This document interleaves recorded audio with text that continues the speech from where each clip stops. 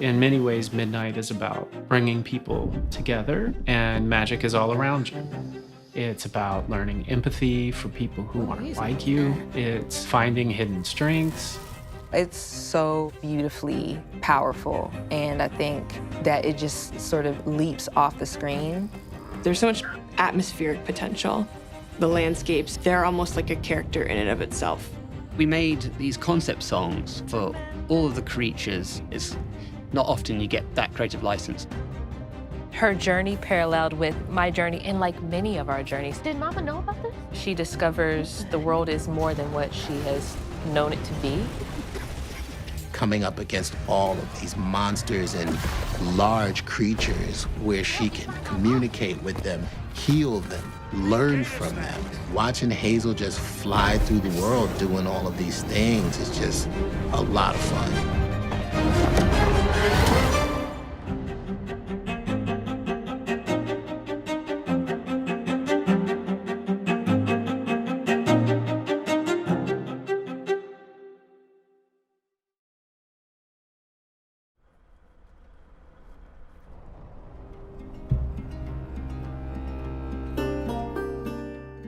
So when I was a kid, I spent a lot of my free time after I had exhausted all the books I wanted to read, exploring sort of all of these abandoned farms and forgotten places. And you really, when you walk through a forest in the South, you never know what you're gonna find. Now, as a kid, I would already be, I would already be at the backside of this little swamp.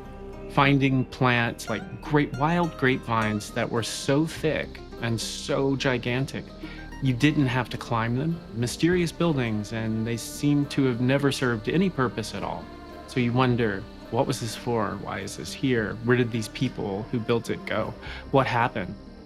It doesn't take too long before the accumulation of mysteries demand an answer. And my imagination provided the answers. So I started inventing adventure stories as I was tramping around and exploring these places that usually featured monsters. And monsters became my best friends. That exhilarating sense of discovery, never knowing what you'll find, this sort of thing is what I wanted to create in a game. The genesis of Midnight was my desire to create a love letter to the South.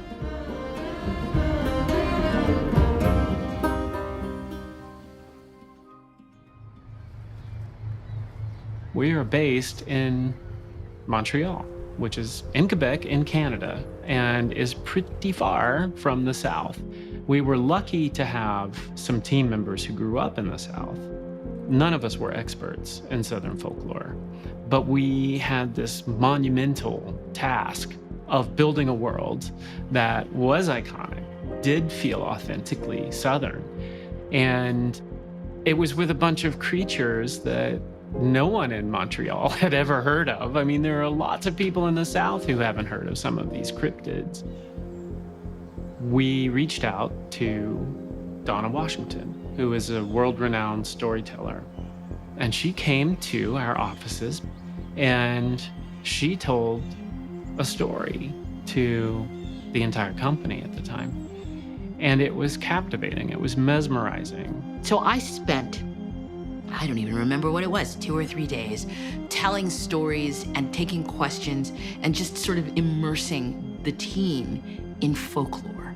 The stories that come out of the Southern, well, Gothic stories is kind of what you're dealing with in South of Midnight, are all stories about surviving in difficult times. They're about facing the things that scare you.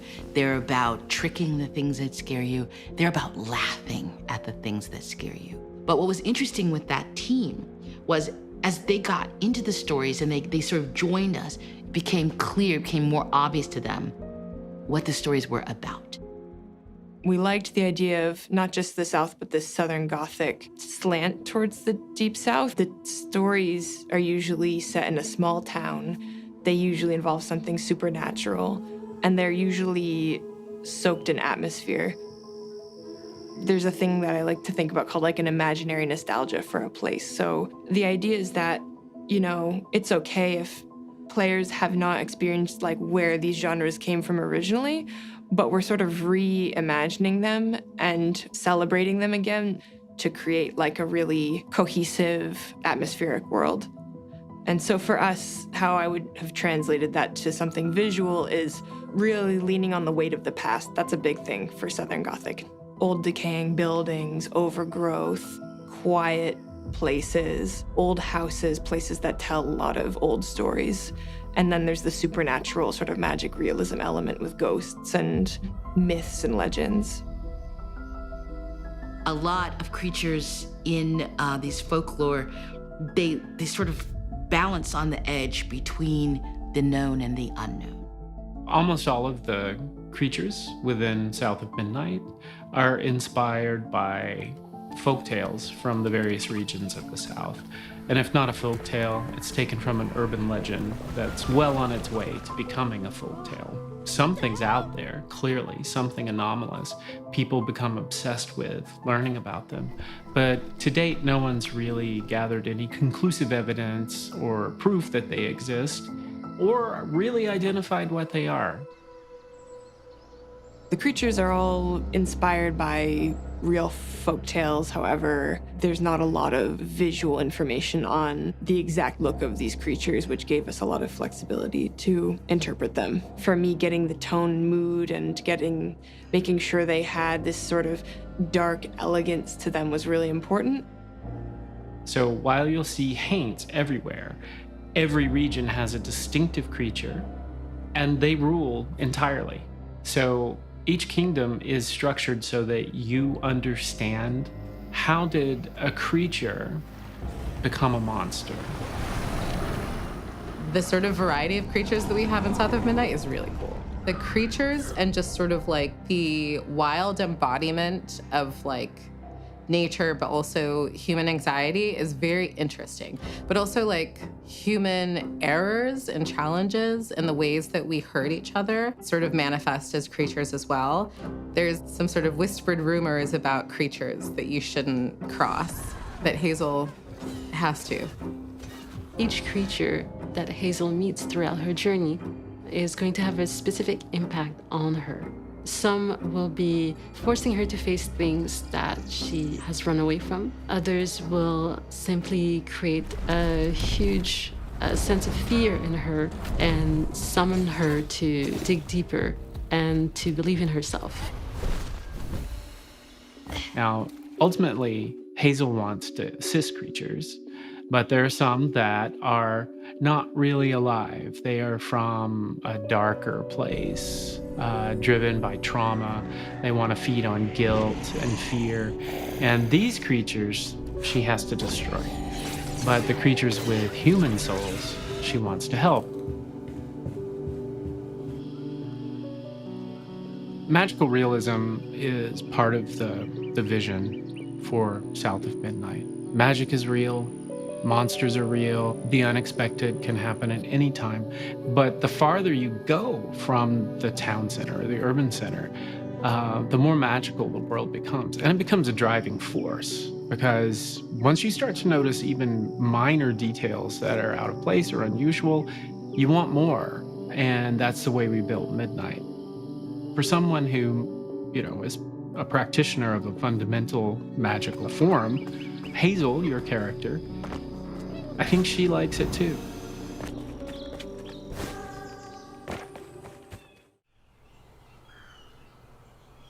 I think if you're making a game set in real locations, you have to go to those locations as much as possible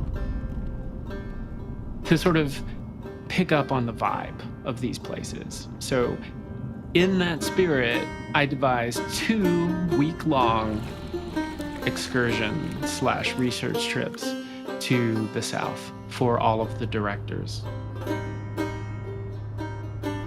Because South of Midnight is set in a sort of twisted alternate version of the Deep South, where we use different landscapes that are iconic to the Deep South. So we went to the Appalachians, we went to the swamps, we went to New Orleans, we went through the Delta, and South of Midnight has a bunch of archetypal locations from the Deep South. Hazel Flood, our main protagonist, she gets projected into this sort of folkloric version of the Deep South. We have the swamps, we have the Delta, we have the Appalachians, and we have an area that's inspired by New Orleans. The landscapes they're almost like a character in and of itself in the game.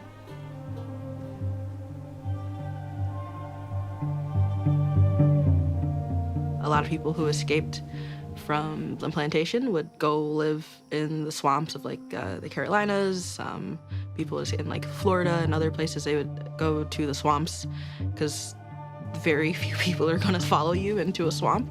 And they made life work there, and I think that's really, really cool. A lot of people might hear about the Underground Railroad, but a lot of people don't know that the Great Dismal Swamp was like a stop on the way. Imagining people build settlements out here is like Really wild. really, really wild. It's very inspirational though. It is, because this is not a place I feel like you live Voluntarily. willingly, Yeah. like you're doing it out of necessity. You got a big old mosquito on your head. Did you get it? I did. So it actually is really nice to normalize this setting. And even as a game setting, this isn't a usual setting. I mean, it's a little daunting trying to bring that history to the forefront. You feel like a great degree of responsibility. Yeah. Jinx.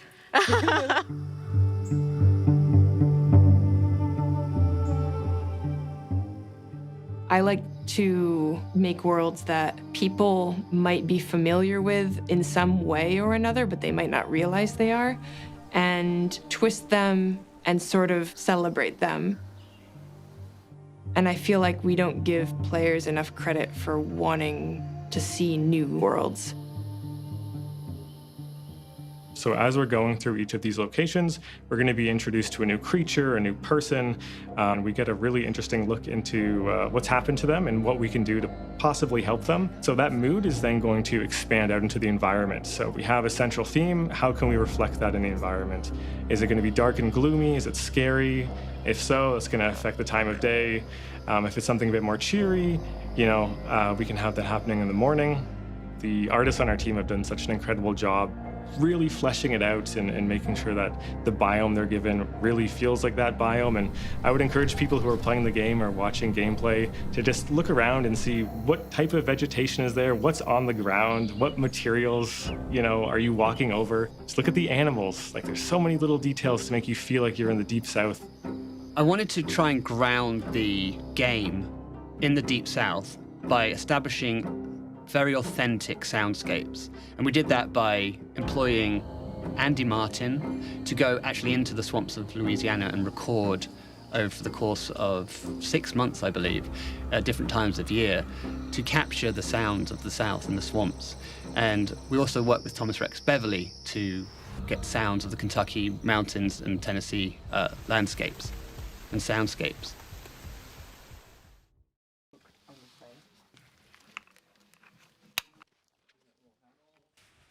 Look, where'd they go? Here, sheath. Because this game is so very specific, Hazel being from the Southeast, Hazel being an athlete, being a track star. And I wanted the intricacies of those things to really pop out in Hazel. And it's the type of subtlety that really brings a character to life. Hi, hon. How are you? I'm ready to go. Cool, let's rock. Both Adrian and Nona, who play Hazel, have strong ties to the Southeast. Cool, so this first line, we're just gonna do 3 in a row, and this is you walking up to Beau's house. You had to grow up too fast. Nice. When I first seen a picture of Hazel, I was like, oh my gosh, that could really be me. Just her facial structure resembled mine. So what I did is I dressed exactly like Hazel in my audition, and I had fun with it. It's a mug, I'll clean it up. Jeez, your great-grandmother made this. And you never told me that. And I would say that some of the details that I really hone in on is the accent. Oh my God, who would do that to a kid? My family's from North Carolina, so I had a background of what that accent would sound like, and then I had a little bit of training to help me with just to really precisely place it where it needed to be. And then with her attitude, I just gotta make sure I am in a spunky, ready pace. You know, she has sassiness, she has a modernness to her, but she's also respectful of her elders. She's also very empathetic. She's very driven, competitive. And I remember just feeling so connected. Her journey paralleled with my journey and like many of our journeys. This story centers around a young Black girl, so I couldn't help but be just in love with that idea. And I think Hazel, in the writing and the way that she's designed, it's so beautifully powerful. And I think that it just sort of leaps off the screen. And the way that she speaks and carries herself, the way that she allows herself to be vulnerable and scared and confused and unprepared, I think is something I'm really excited that we get to follow in this story and her story. Shaking bones. The handcrafted style is applied into everything. There's something soulful about that, and I think it resonates with a lot of people, and it felt really appropriate for this Deep South, a Southern Gothic dark fantasy to have this sort of organic, natural touch to the style. Boo, what? Yeah, I saw you jumping. We had to figure out a style where things are exaggerated, there's little thumbprints and imperfections, and everything kind of has this sort of twisted feeling to it. So we went and visited this stop-motion studio in Montreal called Clyde Henry, and they have a really special style that has this sort of dark, twisted eeriness that was something we wanted for South of Midnight, and we actually looked at their maquettes and looked at how they were made, and then the artists went back and we had to create techniques to reverse engineer how things are actually made by hand. Yeah, everything from the foliage to the props to the buildings to the characters, they all have a handcrafted look to them. Maybe I could help bottle up the pain. So I'm the last person left here. So the animation style is just stop motion. So a lot of the narrative of the game is that you have Hazel, who is, while searching for her mother, coming across a number of people in the world who have gone through things. They have experiences. Everyone's got something that's made them a little rough. And while she has the power to weave and heal these sort of things, there becomes a sort of understanding of people's imperfections, those experiences that they've had, sort of define who they are as a character. It's nighttime, you can leave, but they're starting to go banging on door to door to each house. And so the stop motion treatment gives us the opportunity to bring in those little moments of friction, of imperfection, individuality. You feel it in the animation, you feel it in the motion, you feel it in performances, and that matches what you feel in the narrative and the relationships you have with characters. One take. Yeah. Hazel is coming into her power. She's a young woman who, through this adventure, finds the true nature in herself as a leader. She finds her magical powers. She's awakening to a world of possibilities she did not know existed. So the main character that you control, Hazel, is a weaver. She's inseparable from her weaver abilities. All of them are calculated to make you more aware or continuously aware of how the weaver sees the world and how she can pull from the world to traverse in extreme ways that normal humans simply can't do. The most important metaphor about your abilities as a player is the perception of trauma in creatures. You can see it. It's like a cancer. So the ability to weave is you can take these big masses of dark energy and release it from each other, release it so the good can get in, so the good can thrive. That's what I love about Hazel Flood is the things that she's doing are all a part of healing and helping others. It's inspired by textiles and crochet and knitting, and we wanted to sort of take back this, which is traditionally considered more of a feminine art, and make it this powerful, beautiful magic. And we wanted it to really feel like this is how she does magic, is by manipulating these tangible strands. And And the look of them was very much inspired by lace. Lace is very Southern Gothic. It's this like supernatural, living, sort of sentient material.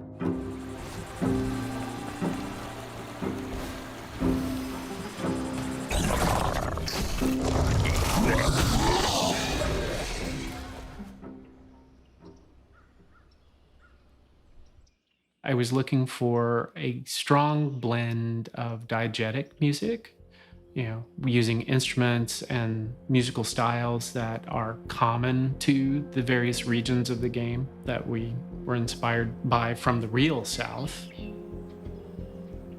I remember David coming back from a trip to the South, and he had this epiphany. He told me that he wanted the action to equal musicality. Right. And I was very intrigued with this creative direction. I was like, okay, how do we do that? After knowing we needed action equals musicality, we thought of Olivier de Rivière, because he, not only is he a great composer, he's also an amazing interactive music specialist. We wanted the music to be very much involved into the world in itself and illustrate the world as much as capturing what the player is doing moment to moment. It goes like ba ba ba bang bang bang. But the more we're talking, the more I understood why they reached out. They didn't ask me to be like, okay, do a perfect blues, do a perfect, like bluegrass music, do a perfect country music. It was quite the opposite. It was more like, okay, take the flavor of this, but make it your own. Take it to another land. There was something from the South, which is songwriting. And so we, as compulsion, our writing team, and David, supplied those lyrics for these songs. Molly, Molly, woman in white, she'll snatch you up if you go out at night. When you came here at the studio, I couldn't believe what I was seeing, because I would think that somebody with such a backstory in his voice should be older. It's something that's sort of in your soul, I guess, from the time you're born. I always said I'm kind of a, 25-year-old man in a 60-year-old body, It was important that it feel real. It's performed by people from the regions where the music is played or where the music originated. Tonight.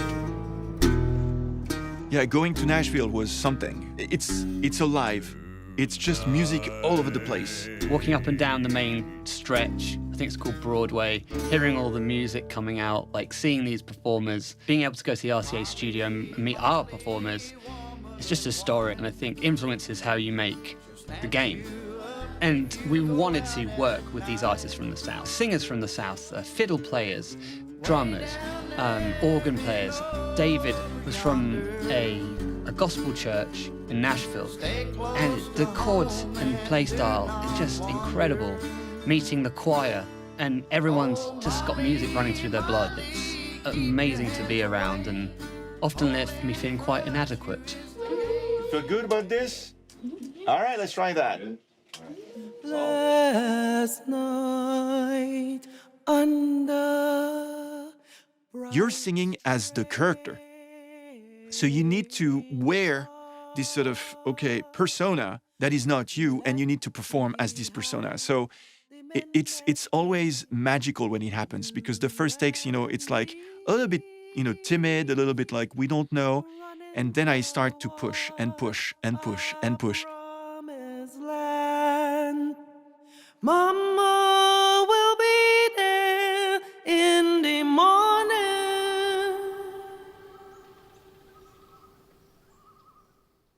Audio design is sort of interactive. The more you embrace being a weaver, the more of the music of the universe you hear during gameplay. And we wanted the universe to literally talk to the player. And we used children's choir voices. And so the idea was like, as you go through the level, you will unveil the backstory of each creature. And as you do this, you will as well unveil the song, but not in the way that is the final shape, but rather in an unsettling, sometimes disturbing way.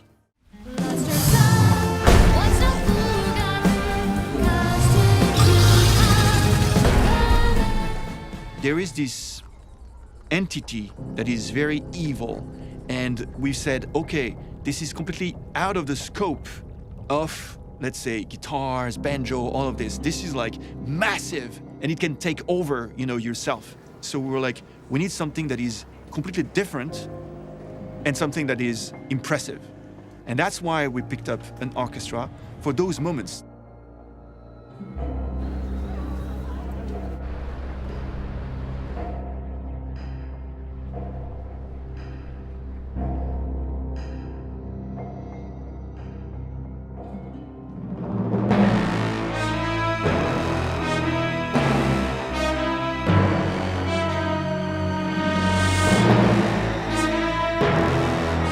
The process of us recording with everyone together is fairly rare, in fact, very rare. It puts a little bit more onus on the performance and making sure that the balance, the blend, all those musical details are really finessed. That was why we thought that was so interesting. Like the orchestral textures, which felt out of place in the Deep South. By cleaning those zones of those entities, you removed the out of place, the orchestral textures, and replaced those with voices and with grounded instrumentation and the ambience that returned.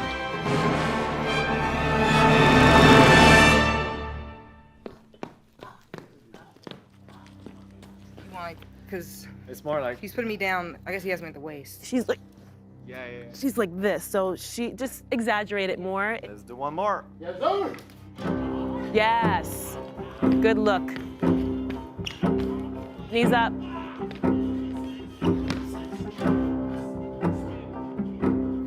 Collapse. Struggle, struggle. Not yet. The challenge is really the fact that a character like Hazel in a game like this hasn't really been done before, and it hasn't been done in a way that really brings to light what it is like to be a young Black woman in this time period with these challenges and the complexities that come with that. I mean, when I think about how many games are set in the South with a strong Black female lead, I don't recall that many. That in itself shows how important this is. I think it's really cool that a little Black girl could cosplay Hazel with the hair that's growing out of her head. It's nice to see yourself reflected in a piece of media and not in a way that feels stereotypical or inauthentic. Like Hazel, we can be weavers, we can be fairies, we can be magic users. We can do a lot more than just, I think, what people assign to the South. We hope that one day you'll be able to play a character like that. But it's really important that Hazel's story is relatable to a lot of different people. Like, I think you don't have to also be like a Black woman to understand and relate to Hazel. She's battle ready, but then she's also, opening up to her inner child. And then it gets really dangerous at other times. She's kind of doing a little bit of it all. I think it shows how expansive this world is.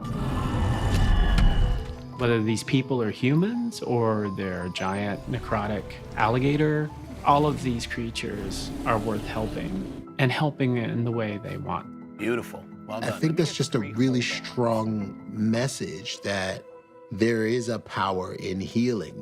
We can actually heal through our pain.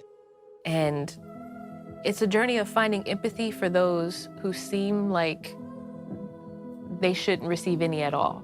I think that's really important. I think that's something that makes this game so important and so unique.